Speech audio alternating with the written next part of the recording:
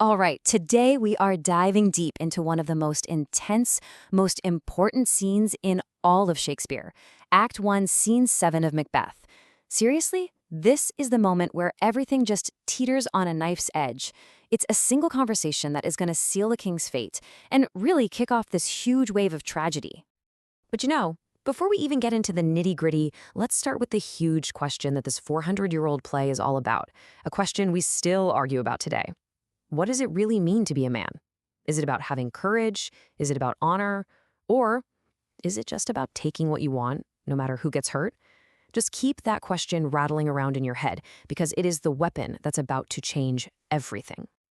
So the scene kicks off with Macbeth, all by himself and just completely torn up inside.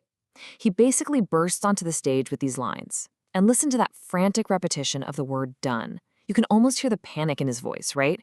He wishes this whole messy business of killing his king could just be over, done, with zero consequences. And this really sums up his crisis perfectly. I mean, Macbeth is standing on a razor's edge. On one side, you've got loyalty to his king, his family, his guests, and on the other side, a bloody, dark path to get the crown. The stakes? They could not be any higher. Okay, so first up, let's get inside Macbeth's head. In his opening speech, this soliloquy, we get a front row seat to his private thoughts before Lady Macbeth even walks in the room.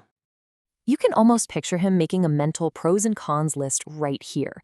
And honestly, you might be surprised which column he starts filling up. He kicks things off by listing all the overwhelming reasons he needs to just stop this madness right now. And wow, the reasons not to do it are just piling up. First, he's scared that violence just breeds more violence, that these bloody instructions will circle right back to him. Then, he thinks about what he calls a double trust. See, he's not just Duncan's subject, he's also his host. He's supposed to be protecting him from murderers, not be the murderer. And if that wasn't enough, Duncan has been a great king, virtuous, humble. Killing him is just flat out wrong. So after listing all these really solid reasons to back out, he realizes he has no good justification, no spur, as he calls it, to push him forward. There's nothing, except for one single really dangerous thing, his vaulting ambition. And what a metaphor. He's comparing his own ambition to a horse rider trying to leap into the saddle, but using way too much force. He overleaps himself and just faceplants on the other side. And here's the key. Macbeth knows his ambition isn't some noble drive. It's this out-of-control force that's probably going to lead to his own ruin. He sees the danger clear as day. So let's just be crystal clear on this. At the end of his own logical, rational debate with himself, Macbeth has made up his mind. The reasons against the murder totally outweigh the one reason for it. He knows this is a terrible, self-destructive plan. And so, he makes his decision. He says to Lady Macbeth, straight up, "We will proceed no further in this business. It's firm, it's decisive, the plan is off, case closed, right?" Well, not exactly. And now for the interruption. Just when Macbeth seems to have found his moral compass, in walks Lady Macbeth. And what happens next is nothing short of a masterclass in psychological warfare, one that is going to absolutely demolish his resolve. So he tells her the plan's off, and she doesn't even blink. Her response isn't to argue with his reasons, it's to go straight for the jugular and attack his identity. With one piercing question, she totally reframes his moral choice as simple cowardice. And just like that, the duel is on. Her strategy is this brutal, multi-pronged assault. She just systematically takes him apart. She questions his courage, calls him a promise breaker, and, this is the big one, she attacks his manhood. She's not just trying to change his mind, she is trying to break his spirit. This line right here, this is the killer blow.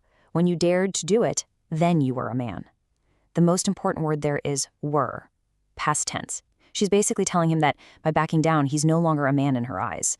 It is just a crushing, emasculating attack. And then, to prove how tough she is, she uses this absolutely shocking image. It's so violent, so unnatural. It's designed to make him feel ashamed of his own hesitation. She's basically saying, look how committed I am. Where are you? So, how does Macbeth hold up against this relentless attack? Well, he doesn't. And that brings us to his surrender. It's a total and complete collapse in the last few moments of the scene. And you can see just how fast he falls apart.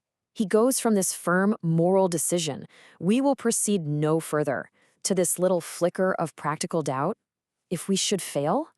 And that's it. That's the crack she needed. The second he starts asking how instead of why, he's already lost. A few lines later, it's total surrender. I am settled. I mean, it is breathtakingly fast. Her psychological assault works like a charm. This great general, a guy who faces down entire armies, just crumbles when his wife questions his manhood. His moral high ground is completely gone. He ends the scene with this line, and it's huge because he hasn't just agreed to the murder, he's adopted her entire philosophy of deception. Remember when she told him to look like the innocent flower but be the serpent underneath? Well, he's the serpent now. He's all in. So the end of this scene isn't just about a decision. It's the point of no return. The murder is back on the table, and now both Macbeth and Lady Macbeth are chained to it and to each other by this dark, twisted promise. So when you ask yourself, who's the most powerful in this scene, the most manipulative, the most dangerous? Well, at this moment, all the arrows are pointing straight at Lady Macbeth. She is in total control. And that leaves us with one final big question to chew on. Who is the real villain here? Is it the person who has the ambitious, evil thought? Or is it the person who gives them the push, the will, to turn that dark thought into bloody reality? That's definitely something to think about.